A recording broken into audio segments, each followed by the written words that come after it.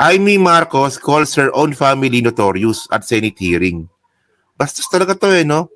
Watch, Amy Marcos calls her own uncle, Philippine Ambassador to the United States, Jose Manuel Babe Romualdez, as a member of that notorious family during Monday's hearing on DTI's proposed 2026 budget. Chewin niya pala si Babe Bernabe. Chewin niya pala yon, yung ambassador ng Amerika. Marcos' side remark was an apparent dig at her cousin, later Representative former Speaker Martin Romualdez, with whom she had clashed with several issues such as impeachment of Vice President Sara Duterte. So ang kwento nito mga kababayan, meron po kasing hearing sa DTI. At si Amy Marcos at si Win Gatchalian nga po yung parang chairman dito, no? Yung mga member nga po ng committee. So ngayon, dahil nga po Babe Romualdez po yan, tangan na, nagago to si Amy, no? Sabi ngayon ni Amy Marcos, notorious daw po na pamilya Romualdez.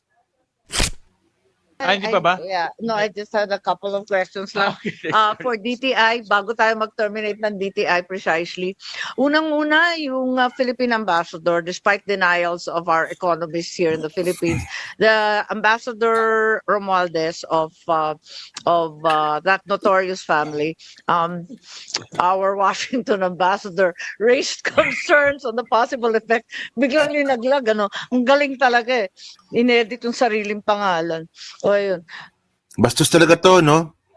Apelido ng nanay niya yan kapamilya ng nanay mo yan, di ba? At tawagin mo notorious family. Alam niyo, no, ganyan po ka-unprofessional yan si Amy Marcos Kung meron silang away na kanyang pinsan, kasi nga Inglaterran si Amy Marcos, ba't mo nadamay yung ibang tao dito?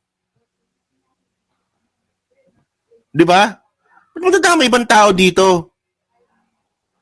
At saka ganyan po babuhin ni Amy Marcos yung apelidong Romualdez. Naalala ko yan sabi nga po ni Amy Marcos nun, di ba? Hindi naman Marcos yan, si Romualdez. Hindi naman Marcos yan. Gagago talaga to, no? Tingnan mo mga kababayan, no? Tandaan po natin, no? Sino ba yung Romualdez? Nanay niya. Pero nung nakarang eleksyon, bit-bit niya yung nanay niya. Romualdez yun Gaga talaga nito. So ano to si Amy, manggagamit talaga ito.